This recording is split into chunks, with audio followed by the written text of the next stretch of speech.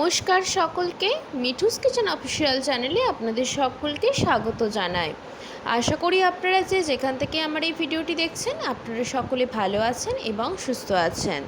আজকে আপনাদের সাথে ছোলার ডাল দিয়ে লাউয়ের একটি নিরামিষ ঘন্ট রেসিপি শেয়ার করে নেব, যা কিন্তু নিরামিষের দিনে গরম ভাতের সাথে বলুন কিংবা রুটি পরোটার সাথে ভালো লাগে খেতে।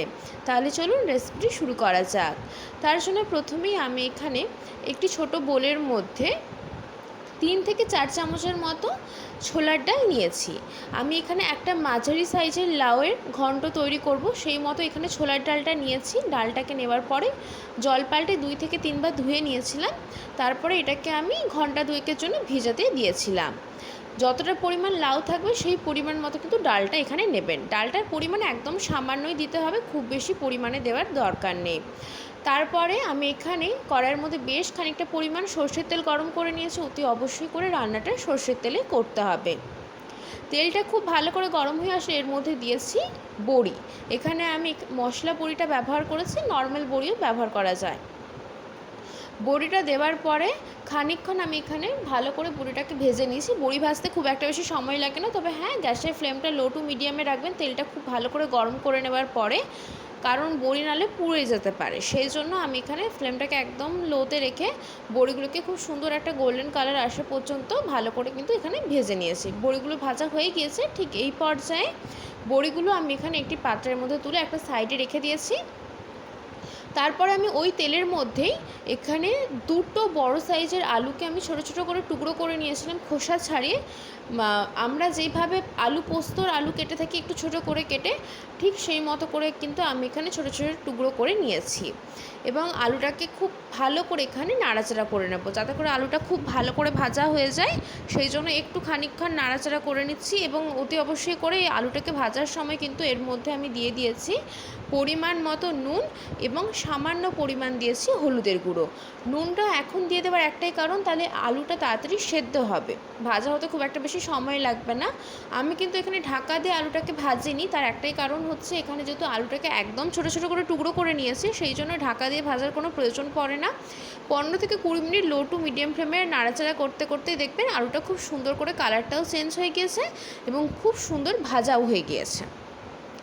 ঠিক সেই পর্যায়ে যখন দেখবেন যে আলুটার কালারটা মোটামুটি চেঞ্জ হয়ে গিয়েছে, ঠিক সেই পর্যায়ে আলুটাকে কিন্তু আমি এখানে কড়াইয়ের একটা সাইডে করে দিচ্ছি। এতে করে কি হবে, কড়াইয়ের যে বাকি তেলটা সেটা একটা সাইডে চলে আসছে। সেই তেলের মধ্যে দিয়ে দিচ্ছি আমি এখানে 2টো শুকনো লঙ্কা, 1 চামচ গোটা জিরে দিয়েছি এবং একটা দিয়েছি তেজপাতা। এই ফোড়নটাকে খুব ভালো করে ভেজে নেব। এই নিরামিষ লাউয়ের ঘন্ট খেতে কিন্তু ভীষণই ভালো লাগে। যারা লাউ সেইভাবে খেতে পছন্দ করেন না, একবার হলো এই রেসিপিটি ট্রাই করে দেখতে পারেন। আশা করবো আপনাদের ভীষণ ভালো লাগবে। নিরামিষের দিনে গরম ভাতের সাথে যেমন ভালো লাগে, তেমনই কিন্তু রুটি পরোটার সাথেও এই রেসিপিটি খুব ভালো লাগে।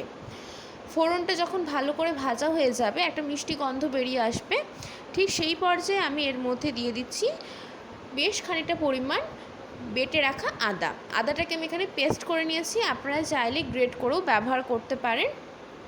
আদার পেস্টটা দিয়ে দেওয়ার পরে, আদার যেহেতু একটা কাঁচা গন্ধ থাকে, তাই খানিকক্ষণ একটু নাড়াচাড়া করে আদাটাকে ভেজে নিয়েছি, যাতে করে আদার কাঁচা গন্ধটা চলে যায়।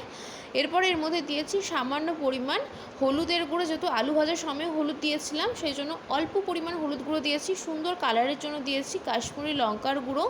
সামান্য পরিমাণ দিয়েছি আমি এখানে ধনের গুঁড়ো এবং সামান্য পরিমাণ দিয়েছি জিরের গুঁড়ো এবং বেশ খানিকটা পরিমাণ লাল লঙ্কার গুঁড়ো ঝালের জন্য। পরিমাণ মতো নুন দিয়ে খুব ভালো করে মশলাটাকে কষিয়ে নেব। নুনটা বুঝে শুনে ব্যবহার করবেন, তার একটাই কারণ আলুটা ভাজার সময় কিন্তু নুন দিয়েছি, সেই জন্য নুনটা একটু দেখে দেবেন। মশলাটাকে খানিকক্ষণ এখানে কষানোর পরে যখন দেখবেন মশলাটা ভালো মতো ভাজা হয়ে গিয়েছে, ঠিক এই পর্যায়ে একটা ছোট্ট মাঝারি সাইজের এখানে আমি টমেটো পেস্ট করে নিয়েছিলাম, সেই টমেটো পেস্টটাও এর মধ্যে দিয়ে দিয়েছি। টমেটো পেস্টটা দেওয়ার পরেও বেশ খানিকক্ষণ কষিয়ে নিয়েছি মশলাটাকে, যাতে করে মশলাটা খুব ভালো করে কষানো হয়েছে এবং টমেটোর যে কাঁচা গন্ধ রয়েছে সেটাও যেন চলে যায়। মশলা কিন্তু আমাদের মোটামুটি ভালো করে কষানো হয়ে গিয়েছে। ঠিক এই পর্যায়ে যে আলুটাকে আমি সাইড করে রেখেছিলাম, ভাজা আলুটা, সেটার সাথে মশলাটাকে খুব ভালো করে কষিয়ে নেব, যাতে মশলাটা আলুর সাথে খুব ভালোভাবে কষানো হয় এবং আলুর মধ্যে ফ্লেভারটা ঢোকে। তার জন্য খুব সুন্দর করে কিন্তু মশলার সাথে আমি এখানে আলুটাকে কষিয়ে নিয়েছি। ওই 5 থেকে 6 মিনিট হাতে সময় নিয়ে লো টু মিডিয়াম ফ্লেমে খুব সুন্দর করে কষানো হয়ে গিয়েছে। ঠিক এই পর্যায়ে ডালটা কিন্তু খুব সুন্দর মতো ভিজে গিয়েছে। এরপরে আমি এখানে ডালটাও দিয়ে দেব। ডালটা কিন্তু ভালো করে ভিজে গেলে খুব একটা বেশি সময় লাগবে না সেদ্ধ হতে। আর এটা এমনটা না যে একদম ডালটা নরম হয়ে গলে যাবে, একটু শক্ত শক্ত থাকবে। সেই পর্যায়ে কিন্তু এই রেসিপিটা খেতে ভালো লাগে। ডাল যে খুব নরম হয়ে গেলে কিন্তু এই রেসিপিটা খেতে ভালো লাগবে না, মানে একদম গলা গলা হয়ে গেলে সেটা ভালো লাগবে না। একটু শক্ত করে সেদ্ধ করবেন, যখন রেসিপিটা তৈরি হয়ে যাবে তাতে একটু শক্ত থাকে, তাহলে কিন্তু খেতে খুব ভালো লাগে। ডালটা দিয়ে দেওয়ার পরে আমি এখানে আলুর সাথে ডালটাকেও মশলার সাথে খুব ভালো করে কষিয়ে নিয়েছি, যাতে করে ডালটা একটু ভাজা ভাজা হয়ে যায় এবং মশলার সাথে খুব ভালো করে কষানোও হয়ে যায়। এখানে কিন্তু আমাদের মোটামুটি মশলাটা কষানো কমপ্লিট হয়ে গিয়েছে আলু এবং ডালের সাথে। সেখানে আমি এখানে দিয়ে দেব একটা মাঝারি সাইজের লাউ, ছোট ছোট টুকরো করে নিয়েছি, খুব একটা বড় সাইজ করিনি। এমনিতেও লাউ সেদ্ধ হয়ে যাওয়ার পর একদমই নরম হয়ে যায়, সেই ক্ষেত্রে এখানে ভালো করে খোসা ছাড়িয়ে লাউটাকে পরিষ্কার করে ধুয়ে নেবার পরে লাউটাকে ছোটো ছোটো করে টুকরো করে নিয়েছি। এরপরে লাউটা দিয়ে দিয়েছি পুরোটা। তারপরে আমি এখানে খুব ভালো করে নাড়াচাড়া করব। যেহেতু লাউ থেকে প্রচণ্ড পরিমাণে জল বের হয়, আলাদা করে জল দেওয়ার কোনো প্রয়োজন নেই। লাউ থেকে যে জলটা বের হবে সেই জলেই কিন্তু ডালটা সেদ্ধ হবে এবং লাউটাও সেদ্ধ হবে, তাই আলাদা করে কোনোভাবেই জল দেবেন না। ঢাকা দিয়ে দিয়ে রান্না করবেন হাতে সময় নিয়ে, তাতে করে কী হবে, লাউটা খুব ভালো মতো সেদ্ধ হবে, ডালটাও সেদ্ধ হবে এবং আলাদা করে জল দেওয়ার কিন্তু কোনো প্রয়োজন পড়বে না। খুব ভালো করে মশলার সাথে, আলুর সাথে এবং ডালের সাথে লাউটাকে আমি ভালো মতো কষিয়ে নিয়েছি, যাতে করে মশলার ফ্লেভারটা লাউয়ের মধ্যে ঢোকে, সেই জন্য। মোটামুটি এখানে আমাদের কষানো কমপ্লিট হয়ে গিয়েছে। আমি ঢাকা দিয়ে লো টু মিডিয়াম ফ্লেমে রেখেছিলাম 20 মিনিটের জন্য, যাতে করে ডালটা এবং লাউটা খুব ভালো মতো সেদ্ধ হয়ে যায়। 20 মিনিট পর ঢাকা খুলে আপনাদেরকে দেখিয়ে দিচ্ছি। সেদ্ধ হতে কিন্তু এখনও অনেকটা পরিমাণ বাকি রয়েছে, লাউ অনেকটা পরিমাণ শক্ত রয়েছে এবং ডালটা তো শক্ত রয়েইছে। আর আগেই বলেছি, ডাল কিন্তু খুব যে নরম করে গলা গলা করে সেদ্ধ করতে হবে তা কিন্তু করবেন না, এতে কিন্তু ডালটা একটু শক্ত থাকলেই খেতে ভালো লাগে এই রেসিপিটি। তারপরে আবারও খুব ভালো করে আমি এখানে নাড়াচাড়া করে নিয়েছি। মিনিট 5 একটু নাড়াচাড়া করে আমি এখানে ঢাকা দিয়ে আবারও লো টু মিডিয়াম ফ্লেমে রেখে দিয়েছিলাম 25 মিনিটের জন্য। 25 মিনিট পর ঢাকা খুলে আপনাদেরকে দেখিয়ে দিচ্ছি। দেখুন কত সুন্দরভাবে লাউটা গলা গলা হয়ে গিয়েছে, মানে সেদ্ধ হয়ে গিয়েছে এবং ডালটা খুব ভালো মতো কিন্তু সেদ্ধ হয়ে গেছে। মানে একদম যে নরম হয়ে গিয়েছে তেমনটাও না, আবার যে শক্ত রয়েছে তেমনটাও না। ঠিক এই পর্যায়ে খানিকক্ষণ নাড়াচাড়া করে ভেজে রাখা বড়িগুলো, যেগুলো আমরা তুলে রেখেছিলাম, সেগুলো কিন্তু দিয়ে দিলাম।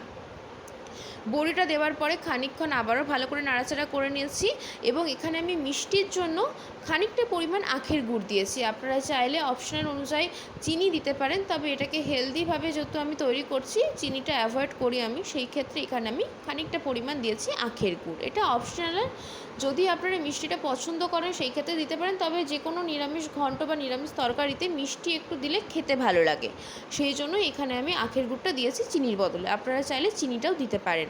গুড়টা খানিকক্ষণ একটু নাড়াচাড়া করতে করতে দেখবেন গুড়টা একদম গলে গিয়েছে। যেহেতু এখনকার দিনে গুড় একটু একটু চাপচাপ হয়ে থাকে, সেই জন্য একটু গলতে সময় লাগবে। খানিকক্ষণ আমি এখানে নাড়াচাড়া করে নিয়েছি, ব্যাস আমাদের কিন্তু রেসিপি রেডি। নামানোর আগে বেশ খানিকটা পরিমাণ দিয়েছি গরম মশলা গুঁড়ো এবং 1 চামচ গাওয়া ঘি। খানিকক্ষণ নাড়াচাড়া করে নামিয়ে নিলেই কিন্তু ছোলার ডাল দিয়ে নিরামিষ এই লাউ ঘন্ট একদম রেডি হয়ে যাবে সার্ভ করার জন্য। আজকের রেসিপি আপনাদের কেমন লাগলো অতি অবশ্যই করে কমেন্ট করে জানাবেন। যদি ভালো লেগে থাকে অবশ্যই করে আমার চ্যানেলটিকে সাবস্ক্রাইব করে দেবেন, লাইক শেয়ার কমেন্ট করতে ভুলবেন না।